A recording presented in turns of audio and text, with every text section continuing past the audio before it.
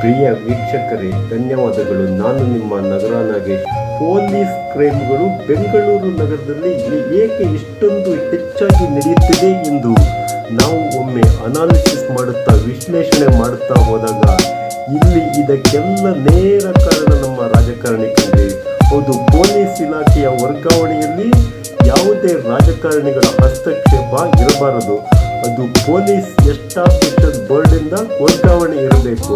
ಆದರೆ ಬೆಂಗಳೂರಿನಂಥ ಮಹಾನಗರದಲ್ಲಿ ಇಡೀ ರಾಜ್ಯಾದ್ಯಂತ ಈ ವ್ಯವಸ್ಥೆ ಇಲ್ಲ. ಪೊಲೀಸ್ ಎಸ್ಟಾಬ್ಲಿಷ್ಮೆಂಟ್ ಬೋರ್ಡಿಂದ ವರ್ಗಾವಣೆ ವ್ಯವಸ್ಥೆ ಎಲ್ಲೋ ಅಪರೂಪ. ಆದರೆ ಎಲ್ಲ ರಾಜಕಾರಣಿಗಳ ಕಟ್ಟುಮುಷ್ಟಿಯಂತೆ ರಾಜಕಾರಣಿಗಳ ಹೇಳಿದಂತೆ ವರ್ಗಾವಣೆಗಳು ನಡೆಯುತ್ತಿದೆ.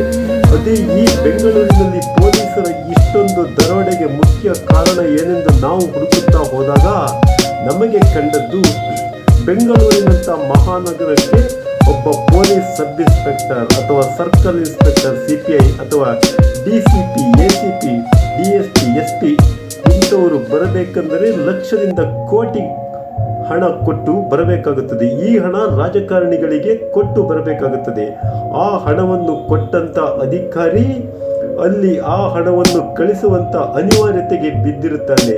ಇದರಿಂದಲೇ ಬೆಂಗಳೂರಿನಲ್ಲಿ ಇಷ್ಟೊಂದು ಪೊಲೀಸ್ ದರೋಡೆ ಹಾಗೂ ಪೊಲೀಸ್ ಹೀನ ಕೃತ್ಯಗಳು ನಡೆಯುತ್ತಿದೆ ಎಂದು ನಮ್ಮ ವಿಶ್ಲೇಷಣೆಯಲ್ಲಿ ಬಯಲಾಗಿದೆ. ಹೌದು ಕಣ್ರಿ, ಯಾವುದೇ ಒಂದು ಪೊಲೀಸ್ ಅಧಿಕಾರಿಯ ವರ್ಗಾವಣೆಯಲ್ಲಿ ರಾಜಕಾರಣಿಗಳ ಹಸ್ತಕ್ಷೇಪ ಇರಬಾರದು.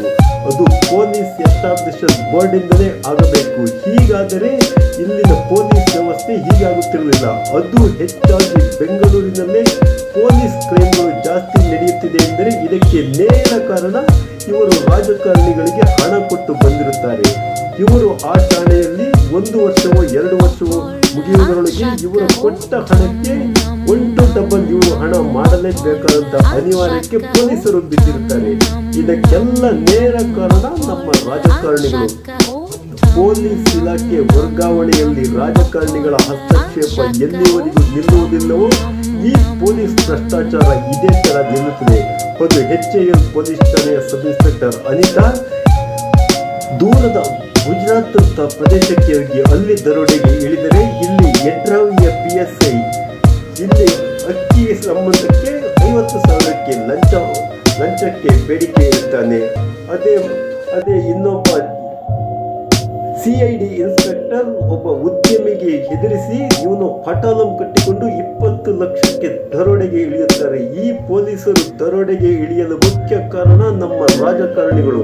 ಹಿಂದೆ ಪೊಲೀಸ್ ಇಲಾಖೆ ವರ್ಗಾವಣೆಯಲ್ಲಿ ರಾಜಕಾರಣಿಗಳ ಹಸ್ತಕ್ಷೇಪ ಇಲ್ಲ ಎಂದರೆ ಪೊಲೀಸ್ ಅಧಿಕಾರಿಯು ನೀಟಾಗಿ ತನ್ನ ಕರ್ತವ್ಯ ಮಾಡುವುದರಲ್ಲಿ 2 ಮಾತಿಲ್ಲ ಕಣ್ರಿ. ಹೌದು, ಇಡೀ ಕರ್ನಾಟಕ ಹೈಕೋರ್ಟ್ ಇರಬಹುದು, DG and IGP ಇರಬಹುದು, ಮುಖ್ಯಮಂತ್ರಿ ಇರಬಹುದು, ಖಡಕ್ಕಾಗಿ ಪೊಲೀಸ್ ಅಧಿಕಾರಿಯ ವರ್ಗಾವಣೆಯಲ್ಲಿ ರಾಜಕಾರಣಿಗಳ ಕೈವಾಡ ಇರಬಾರದು ಎಂದು ಕಾನೂನು ಹೊರಡಿಸಿದರೆ ಪೊಲೀಸ್ ವ್ಯವಸ್ಥೆ ಭ್ರಷ್ಟಾಚಾರದಿಂದ ಮುಕ್ತವಾಗುತ್ತದೆ ಕಣ್ರಿ. ಕೊಟ್ಟ ಹಣ ತಾನು ದುಡಿಯಲೇಬೇಕೆಂದು ಪೊಲೀಸರು ಈಗ ಭ್ರಷ್ಟಾಚಾರಕ್ಕೆ ಇಳಿದಿದ್ದಾರೆ. ಹೌದು, ಬೆಂಗಳೂರಿನಂಥ ಮಹಾನಗರಕ್ಕೆ ಅಧಿಕಾರಿಯಾಗಿ ಬರಲು ಲಕ್ಷ ಕೋಟಿ, ಅದು ಆಯಕಟ್ಟಿನ ಪ್ರದೇಶಕ್ಕೆ ಕೋಟಿಗಟ್ಟಲೆ ಹಣ ಸುರಿದು ಬರಬೇಕಾಗುತ್ತದೆ ಒಬ್ಬ ಪೊಲೀಸ್ ಅಧಿಕಾರಿ. ಈತ ಕೊಟ್ಟಂತ ಹಣ 1 ರಿಂದ 2 ವರ್ಷದಲ್ಲಿ 1 ಮಾಡಲೇಬೇಕಾದಂತ ಅನಿವಾರ್ಯಕ್ಕೆ ಇಳಿಯುತ್ತಾನೆ. ಈ ಅನಿವಾರ್ಯದಿಂದ ಇಂದು ಪೊಲೀಸಪ್ಪ ದರೋಡೆಕೋರ ಆಗಿದ್ದಾನೆ. ಈ ಪೊಲೀಸ್ ದರೋಡೆಕೋರ ಆಗಲು ಮುಖ್ಯ ಕಾರಣ ನಮ್ಮ ರಾಜಕಾರಣಿಗಳ ಕೈವಾಡ ಈ ಪೊಲೀಸ್ ಇಲಾಖೆಯಲ್ಲಿ ಎಲ್ಲಿವರೆಗೂ ಇರುತ್ತದೆಯೋ ಅಲ್ಲಿವರೆಗೂ ಪೊಲೀಸರು ದರೋಡೆಕೋರರೇ ಆಗಿ ಮುಂದುವರಿಯುತ್ತಾರೆ ಎಂದು ನಾವು CN23 ನ್ಯೂಸ್ ಚಾನಲ್ನಲ್ಲಿ ಈ ಮೂಲಕ ತಿಳಿಸಲು ಬಯಸುತ್ತಿದ್ದೇವೆ. ಧನ್ಯವಾದಗಳು. ನಾನು ನಿಮ್ಮ ನಗರ ನಾಗೇಶ್. ಹಿಂದೆ ಸಬ್ಸ್ಕ್ರೈಬ್ ಆಗಿ, ಬೆಲ್ ಬಟನ್ ಒತ್ತಿ, ಲೈಕ್ ಮಾಡಿ, ಕಾಮೆಂಟ್ ಕೊಡಿ. ನಿಮ್ಮ CN23 ನ್ಯೂಸ್ ಚಾನಲ್ ಅನ್ನು ಇನ್ನಷ್ಟು ಎತ್ತರಕ್ಕೆ ಬೆಳೆಸಿ. ಧನ್ಯವಾದಗಳು.